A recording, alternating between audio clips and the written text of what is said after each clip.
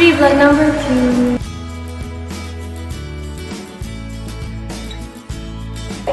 Hi! Hi! Saan tayo pupunta? Sa Tarpaulin Park. Sa trampoline park po kami pupunta para magpatalon-talon, maglaro-laro kasi doon naman sila magaling. Joyce! Hello! Si Dayan, Kim. Ito si Geraldine. Pangalan mo ulit? Ito si Cam, Marcilia. And ito si Mo. Jimmy. Parang bata. At ako po si Riva. Riva po pala guys. Riva.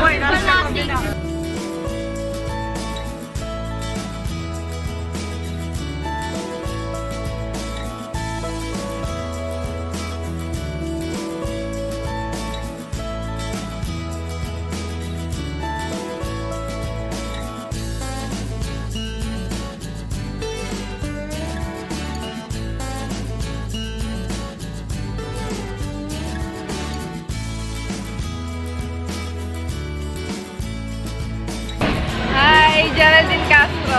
Nakilala ko si Mami Rin sa Twitter. Fan siya ng isang sikat na boy band. Fan din ako nung mga panahon na yun. Then, parang naano ako kung sino tong ribbon ako. Tapos, inisto ko na lagi yung Twitter niya, Facebook niya. Tapos, naisipan ko one day, gawa kaya ako ng fanpage. Tapos, ang dami ng likes. Woo! Nakilala ko si Riva. Alam niyo yung mga spot-spot na page, mga famous spotted, beautiful face spotted, gano'n. Parang lahat ng spot pages sa Bulacan na nagpa-pop up dun sa wall ko, siya yung laman. So, ang ginawa ko, dahil nakatag sa kanya yung mga nakaspot na yun, kinlik ko yung profile niya. Tapos, nakita ko dun na dancer pala siya and idol niya si Chachi. Kaya yun, parang naging interested ako sa kanya. Hello, I'm Admin March. Nakilala ko si Riva nung araw na nag-online na ako sa kaibigan ko sa laptop niya. Then, may nag-message sa akin na nagpapalike ng isang picture na parang siya, competition. Then, nilike ko. Na-confuse ako.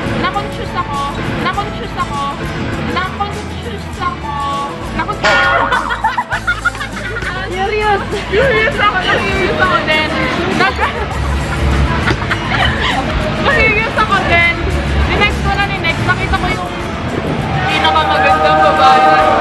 May nakita akong yung hindi niya talaga iba, kaya nilike ko, tapos nakita ko yung pangalan niya doon sa comment, nagti-thank you siya. Hindi yun, kinilig ko. Tapos, nagandahan talaga ako. Hello po, sa Marcilia. Nag-promote. Hello po, nakilala ko si Riva sa sa school na namin kasi sobrang yung name niya talaga sa Antipolo, parang kilala talaga dito. At yung super talaga. Tapos one time, may nakita akong GT, October yon sa SM North. October. Make tusok the fishball. Naging Rivolics din kasi ang October, pero 2014. Tapos yun, nakita ko na siya din. Super mangiyak-iyak talaga ako. Nakilala ko si Riva no. Tapos doon din sa mga spot sa mga Facebook.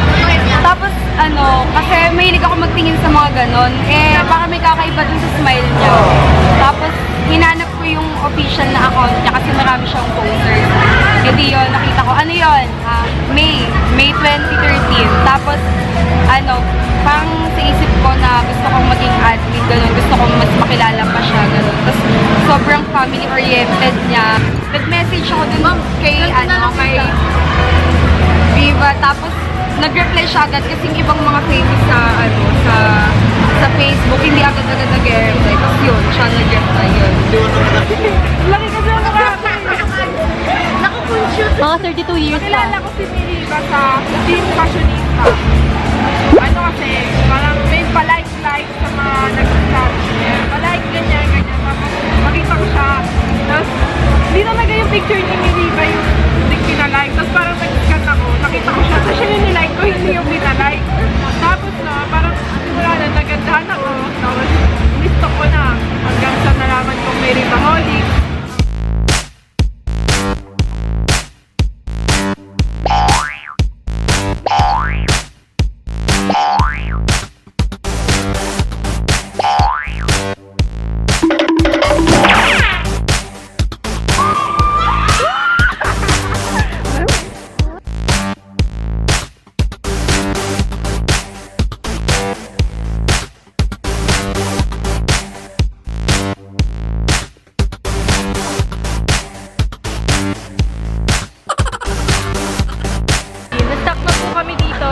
Hindi na po kami makabahan. Hindi parang siripa lang po.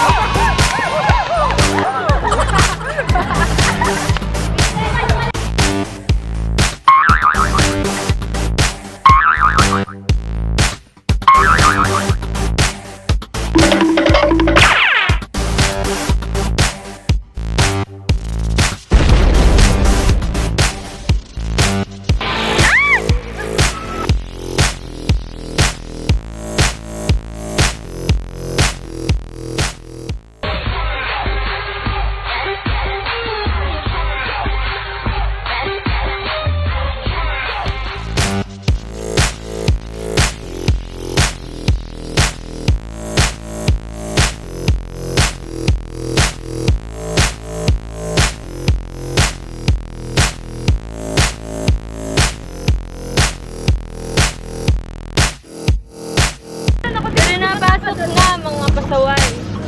Ay, doon sa kabila. Ay, kami. Ay, para. Hindi po namin alam kung saan po para mag-move on. Para makamove on. Kahit ilang burger pa kainin, hindi ka makaka-move on.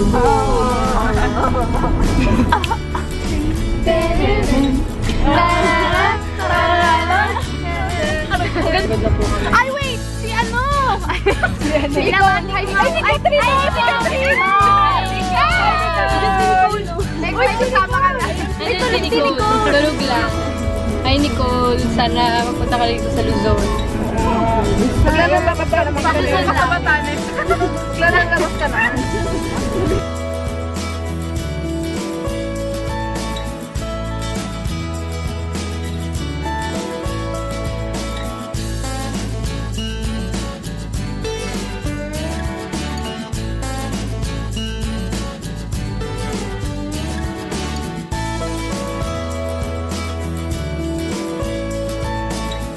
Hi guys! Dito na po nagtatapos ang vlog number 2.